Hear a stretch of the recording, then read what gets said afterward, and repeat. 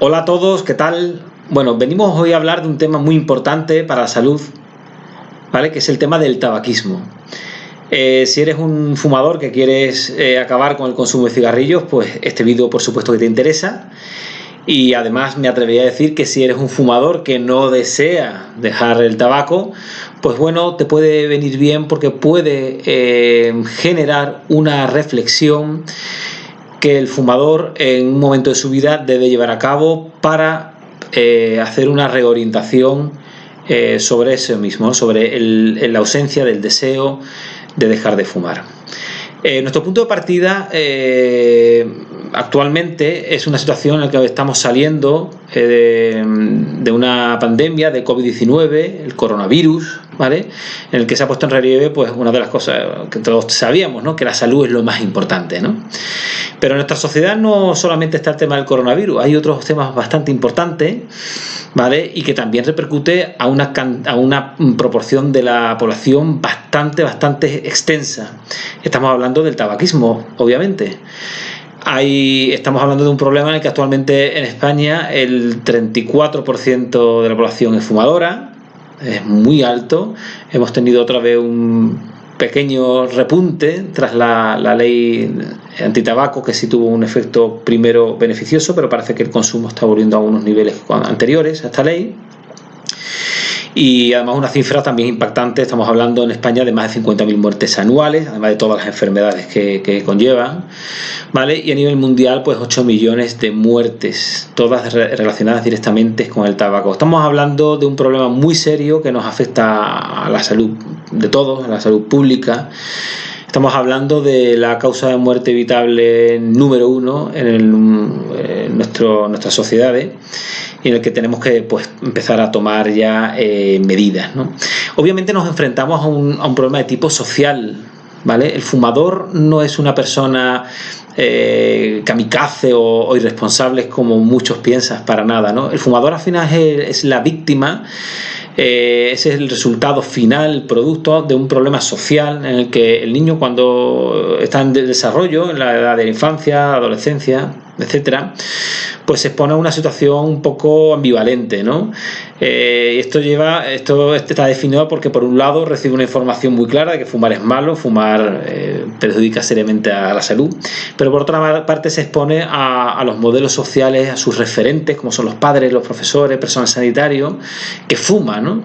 Delante de los niños se sigue fumando con naturalidad. Los fines de semana pues se quedan con los padres de los amigos del colegio, pues amistades de toda la vida, y se fuma. Es un acto, una conducta socialmente aceptada, ¿vale? Entonces, claro, esta información choca una con la otra y al final pues al niño lo que le queda es que fumar es malo, pero no tan malo como realmente es.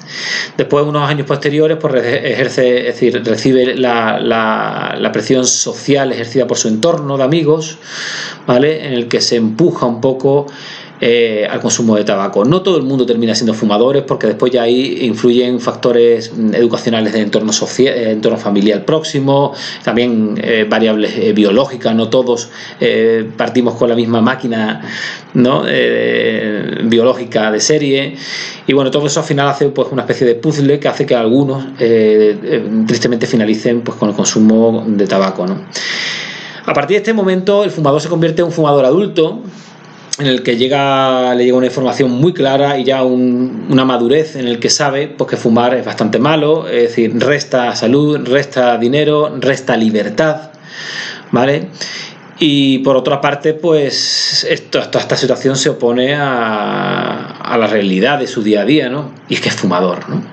Esto produce en el fumador una situación que en el mundo de la psicología se conoce como disonancia cognitiva, que es una especie como de incongruencia interna, ¿no? En el que algo no encaja, ¿no? Es decir, yo sé que fumar es malo, pero fumo, ¿no?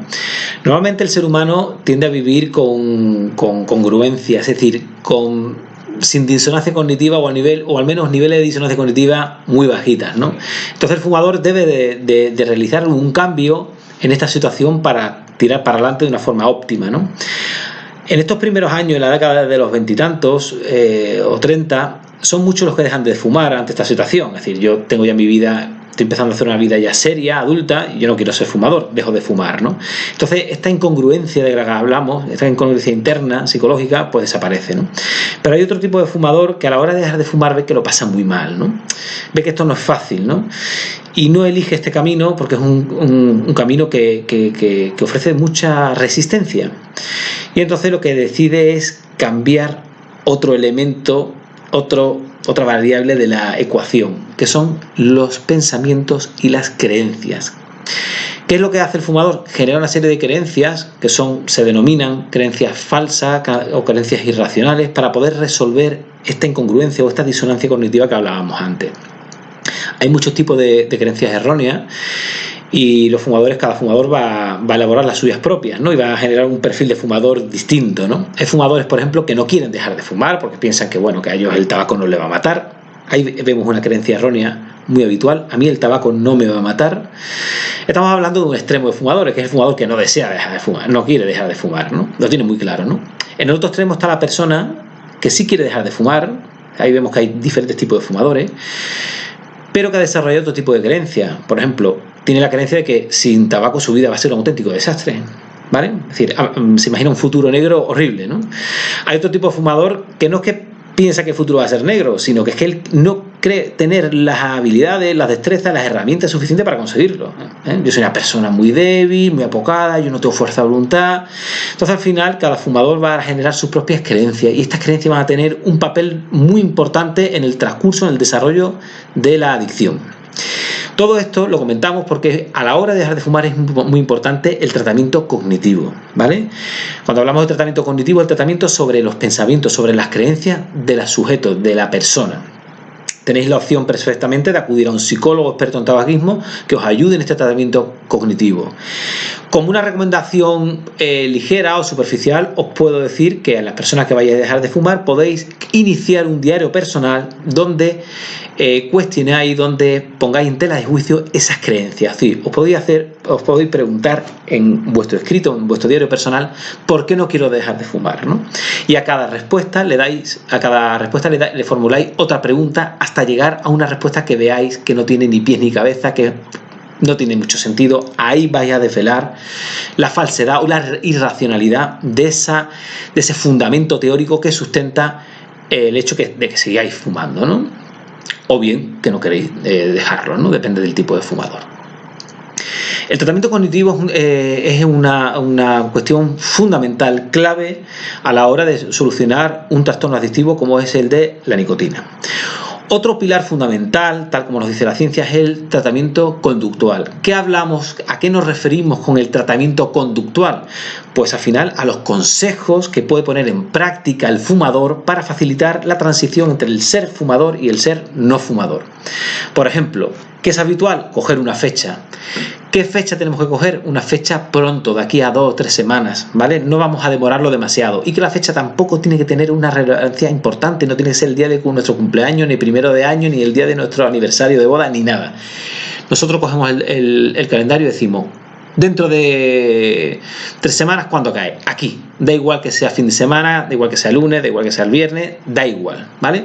Y ese día será inamovible, pase lo que pase, ¿vale? Si no lo conseguimos, lo seguiremos intentando, pero nunca vamos a aplazar la fecha, ¿vale? Es importante tener planificada para ese día actividades para el tiempo libre. El gran aliado del tabaco es el aburrimiento, la inactividad, ¿vale? ¿Por qué? Porque uno empieza a comerse la cabeza y empieza a rumiar ese tipo de creencias erróneas que hablábamos anteriormente. Entonces tenemos que entretener la mente. ¿Cómo se entretiene la mente? Pues dándole trabajo, ¿vale? Obviamente no vamos a hacer algo que ya sabemos hacer. Es decir, si yo siempre he hecho, por ejemplo, punto de cruz, no voy a hacerlo. ¿Por qué? Porque si no mi mente va a volar hacia ese tipo de pensamiento, ¿no? Si no es algo nuevo, si nunca he tocado un instrumento musical, por ejemplo, me puedo apuntar a clases de piano, a clases de costura, lo que sea, ¿no? ¿Para qué? Para que se focalice toda la mente en ese nuevo aprendizaje que estamos intentando adquirir, ¿no? Y entonces no le demos rienda suelta para que la mente piense en el tabaco. También es importante la forma en que se deja de fumar, si dejamos de fumar poco a poco, si dejamos de fumar de golpe, eso se lo cuestionan mucho los fumadores. En principio, mi gran recomendación es que se deje de golpe, sobre todo para aquellas personas que ya lo han intentado otras veces.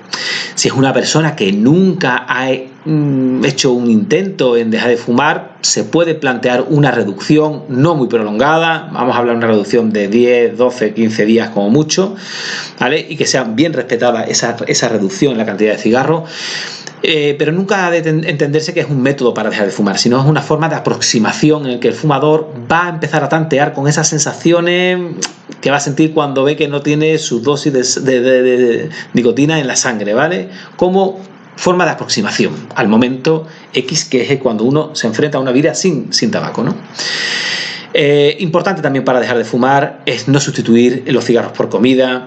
No se puede almacenar en casa un arsenal de gominola, de frutos secos, porque si no tenemos un aumento de peso muy rápido en muy poco tiempo y entonces uno se agobia, uno se preocupa, uno empieza a decir también el sobrepeso es un problema de salud, entonces para eso prefiero volver a fumar. Entonces tampoco vamos a exigir al fumador que se meta en una dieta estricta, porque entonces estaríamos en doble trabajo, pero en continuar comiendo de una forma normal.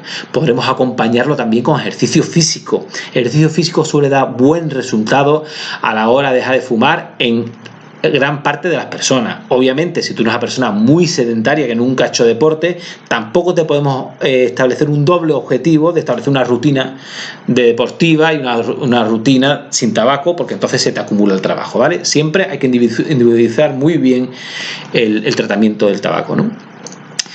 Hay otro tipo de recomendaciones, por ejemplo, mantener una higiene del sueño correcta. Hay mucha gente que cuando deja de fumar, igual que hay gente que duerme mejor, hay gente que no duerme tan bien, y por eso seguir las recomendaciones habituales que podéis encontrar con vuestro médico. En internet también hay buenas guías para conciliar el sueño.